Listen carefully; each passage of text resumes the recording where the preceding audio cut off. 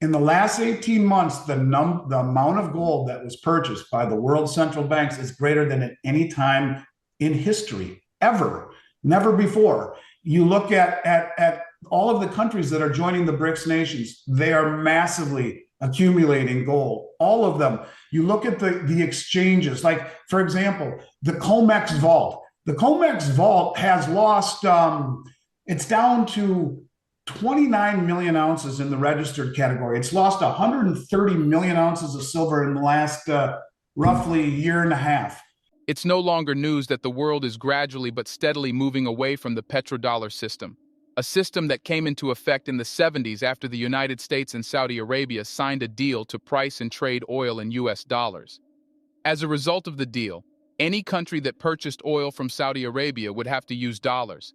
Other oil-producing countries soon followed suit, cementing the dollar's place as the world's reserve currency.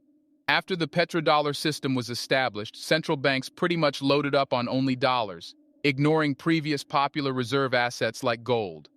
Then came the 2008 global financial crisis, a wake-up call for many countries that the United States, which everyone was so dependent on, was anything but dependable. Countries began loading up on gold again, and the dollar's share in central banks' reserves began to dwindle. In more recent times, governments have been motivated by the United States' treatment of its enemies and those it considers threatening. The dollar and the highly centralized global banking systems are so frequently weaponized that countries are further diversifying away from the US dollar into commodities like gold and silver. A great and most recent example is Iraq, which about 2 weeks ago issued a ban on US dollar transactions within its borders. The Arab country is one of the 24 countries that have shown interest in joining the BRICS alliance and pledged to adopt the new currency for global trade. Like other countries planning to join BRICS, Iraq is loading up on gold while rejecting the US dollar. Last week, Iraq's central bank increased its gold reserves by 2% in a single-day purchase. Officials say they are loading up on the precious metal because it's a traditional haven in times of economic distress. According to Mazen Saba, the Director General of the Central Bank's Investments Department, Iraq bought 2.5 tons of gold to bring its reserves to 132.73 tons. The Middle East country resumed gold purchases last year after a 4-year break. Last year, it bought 34 tons of gold and increased its bullion reserves by 35%. Saba added that Iraq will acquire more gold in the second half of the year and keep acquiring it whenever the yellow metal reaches a level that matches his department's guidelines. Iraq is OPEC's second-largest oil producer and the fifth-largest oil producer in the world. According to official reports, Iraq is purchasing gold to diversify its approximately $100 billion in foreign assets.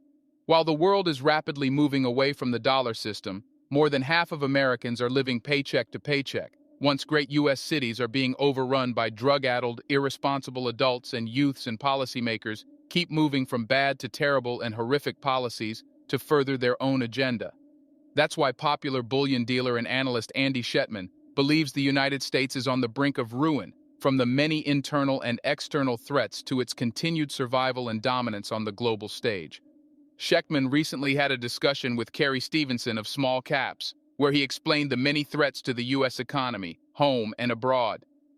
As we bring you clips from the discussion, please ensure you like this video, subscribe to the channel, and don't forget to drop your contributions in the comments section below. Thanks, and enjoy the video. I think we're in big trouble. I think the majority of the people in this country, I think it's over 60%, are living paycheck to paycheck. You're seeing massive bankruptcies going on. There have been 70 major bankruptcies in retail businesses here in the U.S. In the last 4 months. The big companies like Bed Bath and Beyond and other big corporations that are disappearing. And yeah, I think that you have seen the evisceration of the middle class. Look at credit card usage is at all-time highs, and with inflation roaring, and ironically, food and energy and housing not calculated in the Bureau of Labor Statistics measurement of the CPI. Cost of food is enough where people are having to use their credit cards for daily expenditures. And so when you talk about debt, yeah, the American public not only can't get out of the way of what they don't see coming, but they're loaded up on debt. Their credit card usage is at all-time highs. And I think that this will be a deal where there will be civil unrest. There will be problems, and you can see it already. There is in the big cities. I mean, look at, I don't know how much media coverage you get, but in places like San Francisco and Chicago, it's chaos, and you're seeing all these corporations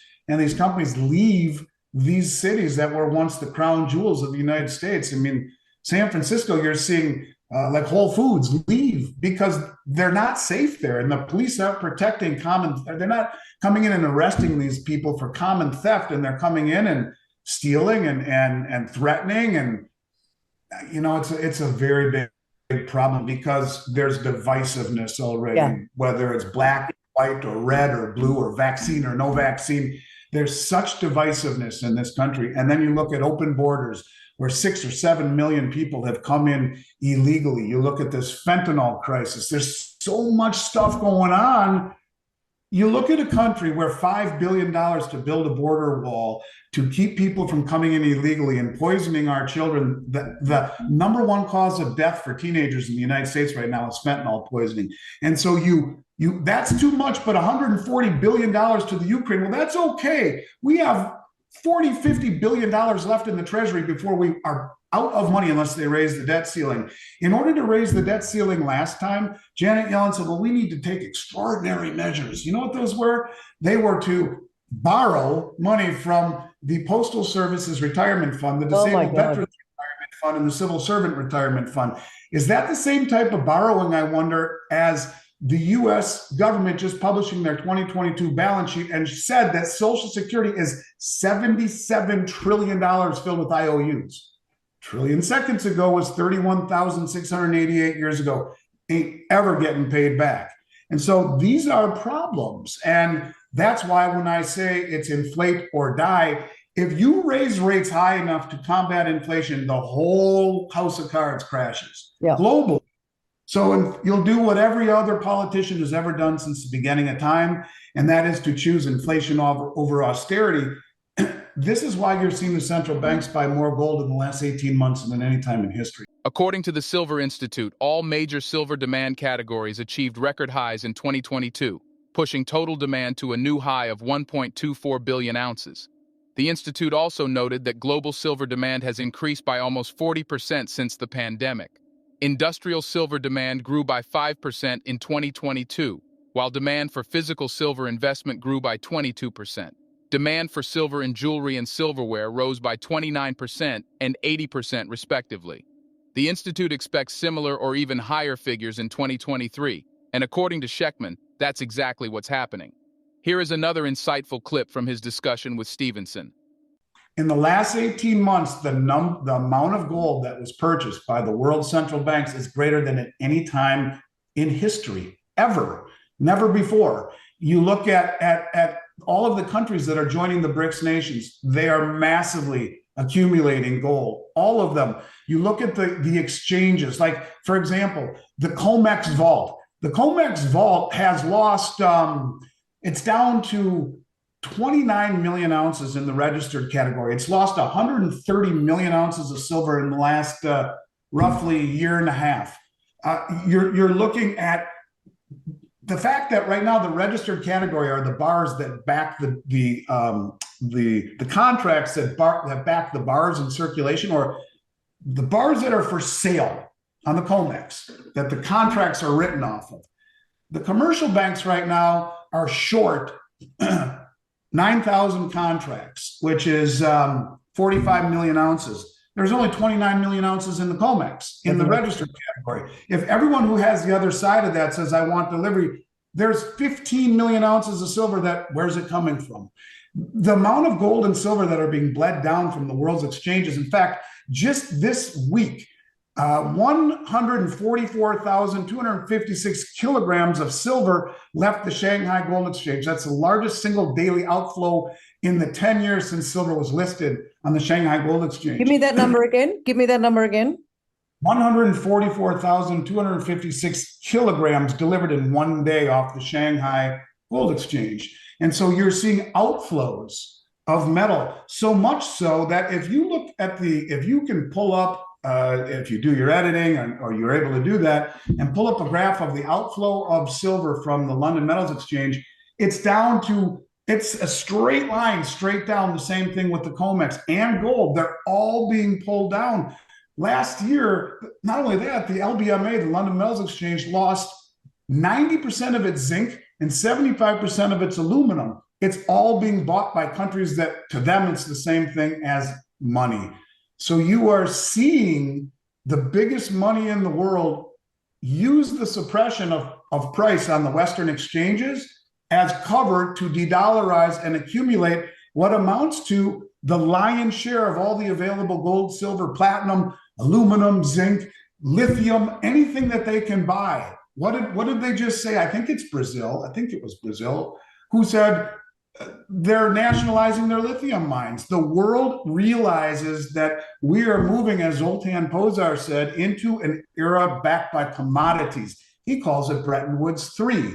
Bretton Woods 1 is when the dollar took over for the pound sterling at the end of World War II in 1944. Bretton Woods 2 loosely would be classified as when we left the gold standard in 1971, closed the gold window, and now we're backed by the petrodollar. That's Bretton Woods 2.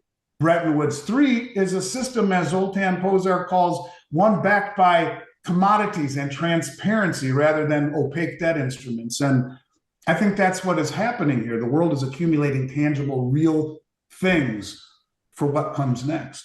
Meanwhile, precious metals investment is becoming increasingly popular among China's younger population, recent poll shows.